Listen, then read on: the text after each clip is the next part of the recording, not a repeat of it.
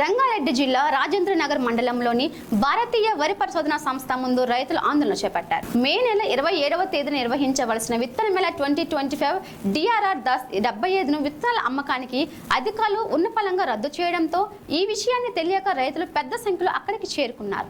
కార్యక్రమాన్ని రద్దు చేయడంతో ఆగ్రహించిన అన్నదాతలు భారతీయ వరి పరిశోధన సంస్థ ముందు ఆందోళన నిర్వహించారు.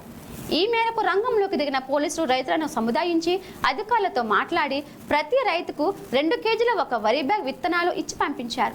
కాగా రైతులను చూసి అధికారులు విత్తనాలు అందుబాటులో లేవని బోర్డు ఏర్పాటు చేశారని రైతులు ఆవేదన వ్యక్తం చేస్తున్నారు.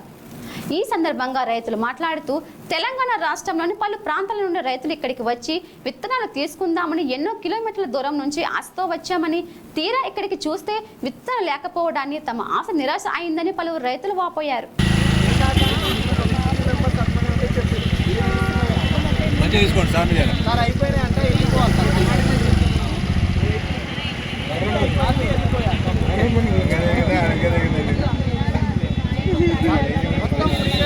వాళ్ళు అయిపోయింది స్టాక్